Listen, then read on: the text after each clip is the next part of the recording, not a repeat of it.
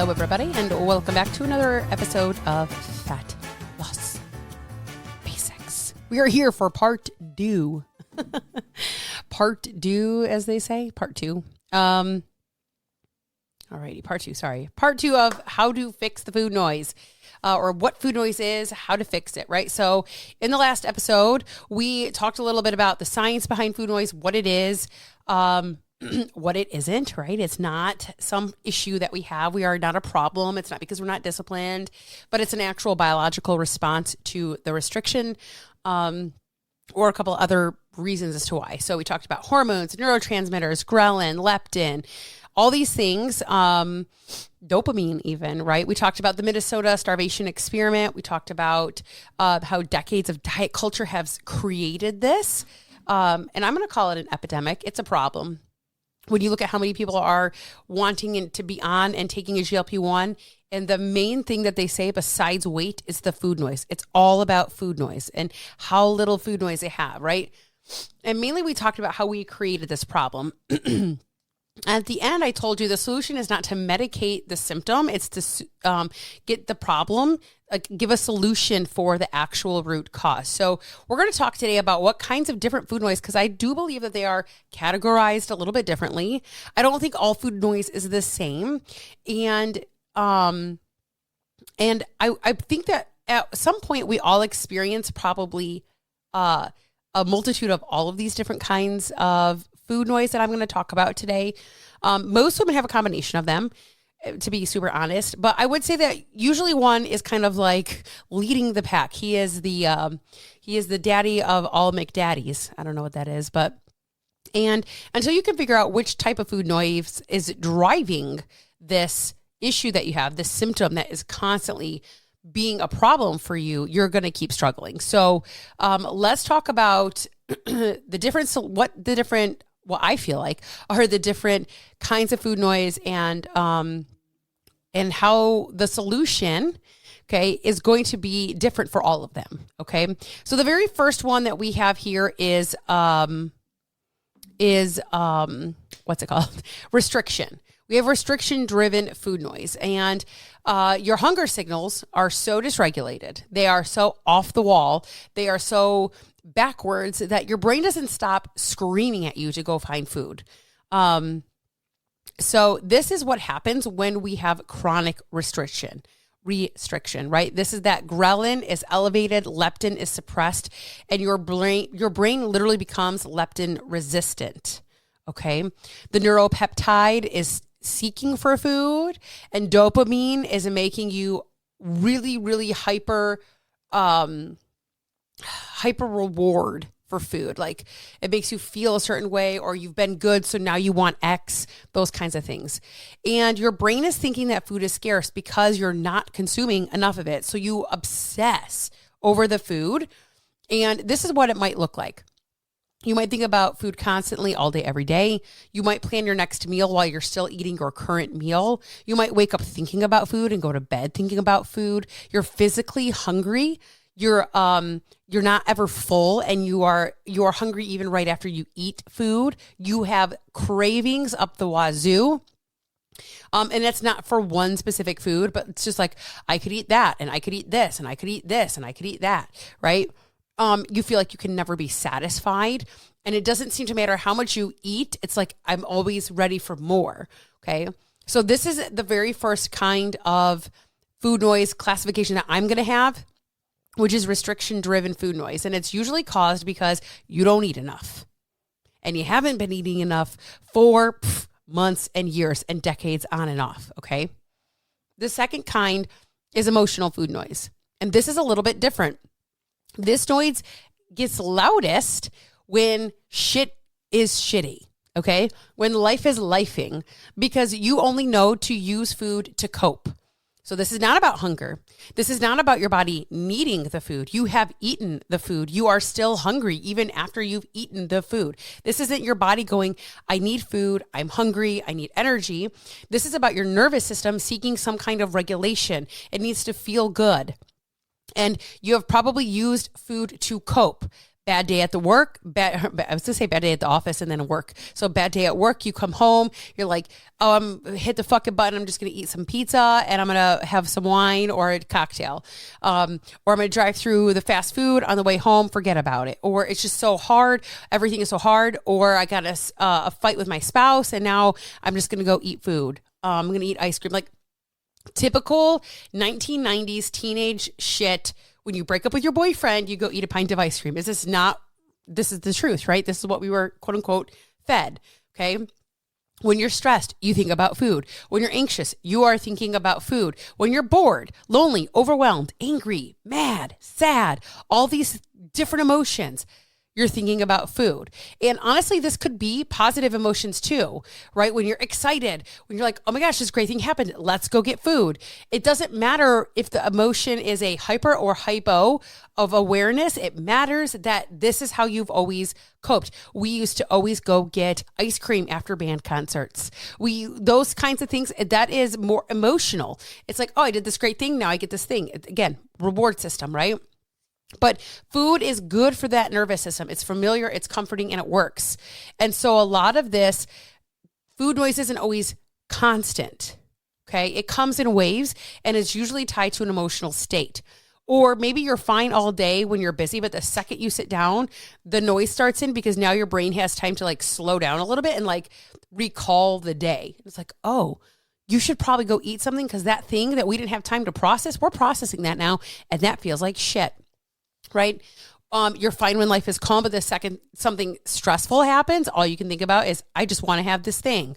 You don't feel physically hungry, but you can't stop thinking about going and getting food.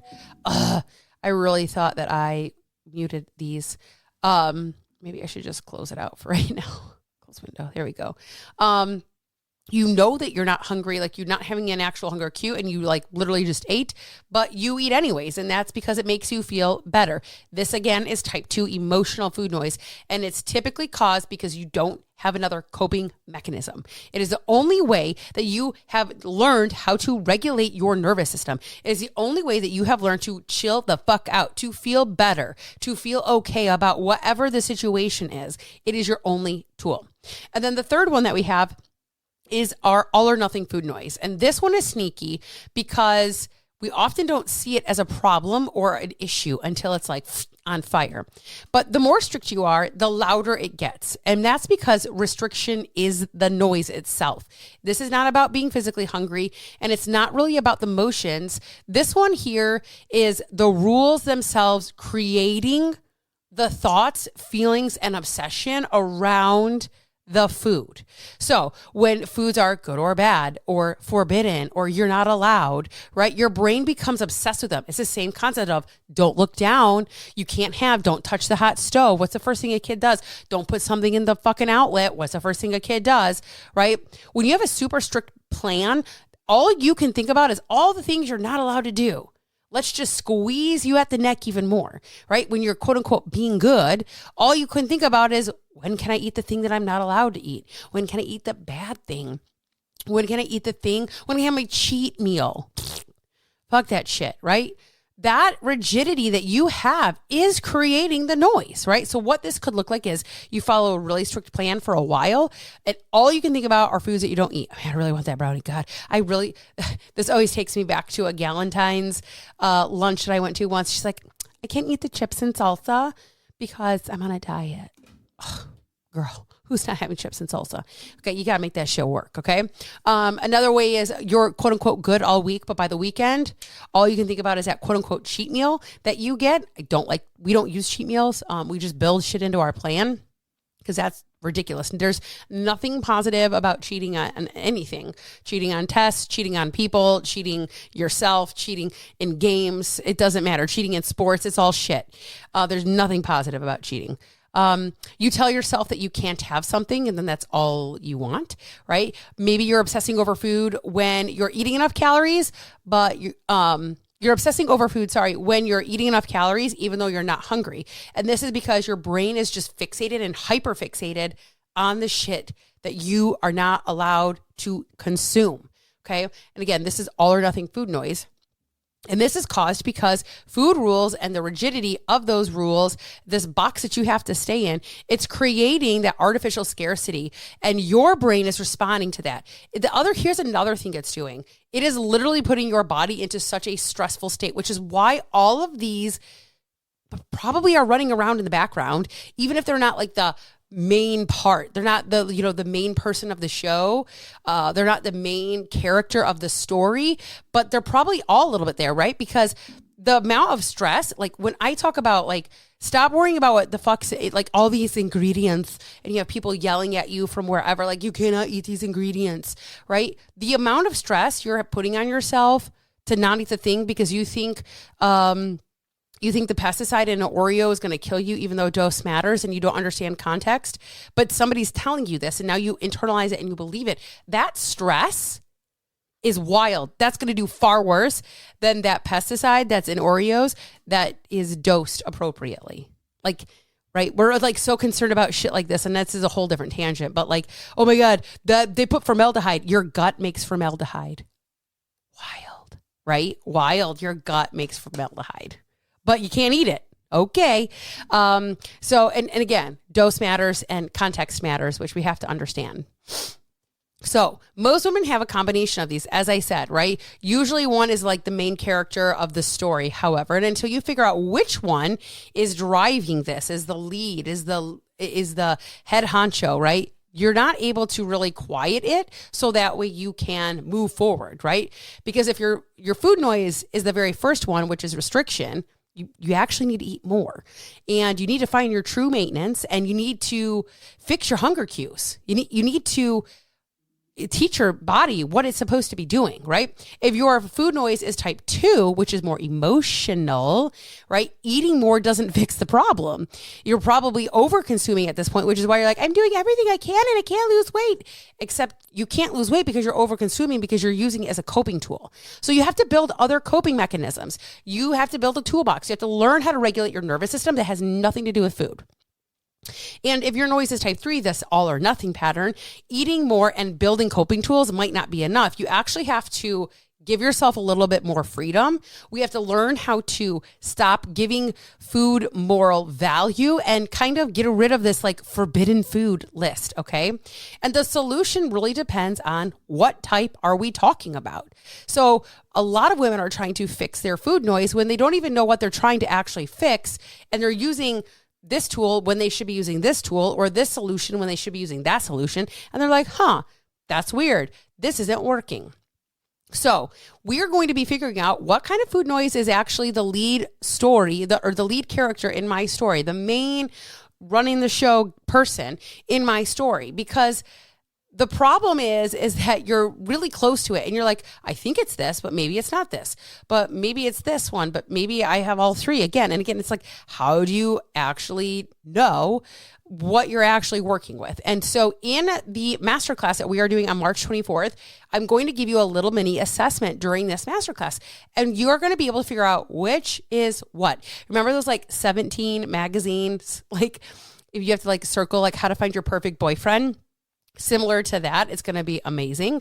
Okay. So you need help identifying which one is driving this noise, and then what do I need to do? And in the masterclass, you're going to get the answer of what do I need to do, right? So we are going to be able to identify which type of food noise that you have. So the questions you have to ask yourself, the patterns to look for, and how to tell the difference between the three different types. We're going to talk about what each type is a little bit more in depth than this here, and then how to actually reduce the noise. We're not suppressing this with medication. We're not going to white knuckle through Monday through Friday and then go to shit to the weekend. We're actually going to get to, why do I do this? What am I actually doing, and why? And looking at it from a logical perspective versus an emotional perspective, okay? And then you can understand and start to know what it feels like when the food noise starts to calm down and starts to quiet. What are we looking for? How long is this going to take me? Okay, this is not surface level shit. This is not just, here's some protein, go drink some water. This is actual work of identifying and fixing your specific type of how I'm classifying food noise, because this is typically what I see and honestly what I experienced. Okay. I could tell you that I have all of those at any given point in time and day that I have to constantly be working through and going, okay, which bitch is it today? Which bitch is it today? Right?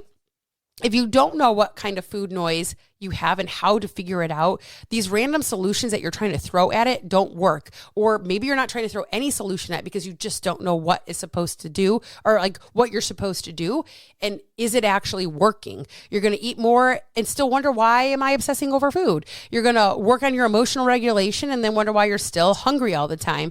Or you might drop all the rules and like still feel out of control. And that's because you're using not the right solution for the problem because you don't actually know what is the problem, right? And the longer we do this, the more we get frustrated, the more we think things don't work, the more that we feel broken, the more that we are going to consider either getting on a GLP-1 or staying on a GLP-1, because you can do this regardless of whether or not you are on it, thinking about it, or coming off of it, okay?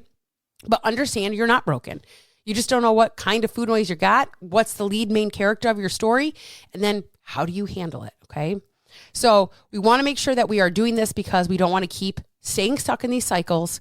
We want to do the work that's actually going to fix this. And again, even if you're on a GLP-1, this is important work because the moment you come off of that thing, that food noise is coming back with a vengeance. It's coming back tenfold, 100%, 100 million %. Okay. And it's a choice that you're going to make, whether you want to do it or whether you don't. So again, March 24th, you have to join the Diet Dropout Club in order to get access to this. You do get access to this. And I'm going to tell you, anybody that's signing up for the Diet Dropout Club and you come to this masterclass, guess what? You are literally going to get a little Diet Dropout care package. So Diet Dropout Club care package. I'm going to think of a fun little name to have for it, but, I'm just kind of excited to send things to people because I haven't done this in a really long time. And, it brings me joy to share the things that I know and love with others. So if you're interested in getting a little care package, sign up for Diet Dropout Club. The link is in the show notes. Show notes? Gah, come on now. Show notes. Yeah, you laugh too. It's okay. So remember that you are the woman that is going to become, to understand herself better, to know that you are in control, to not try the random solutions, hoping something works, right? We're going to identify things that are going wrong and we are going to actually get to the root cause. You get to a place where food is just food and not obsessive. It's not consuming. It's just neutral, right? This is the woman that you are becoming. So Diet Dropout Club, I will see you in there March 24th. But you can join the Diet Dropout Club at any time because obviously we are constantly doing things. Like right now we're doing Moving to March challenge. So I'm just really excited to get this masterclass out. I've already started creating it and doing the things and the work on it. So links in the show notes. Hope you guys have a great rest of your day. Catch up and a great weekend. Great weekend. Yeah, I forgot it's the weekend. It got really cold here in Michigan, and it'll be really cold until next week. Not happy about that. So, all right. Catch you on the next episode.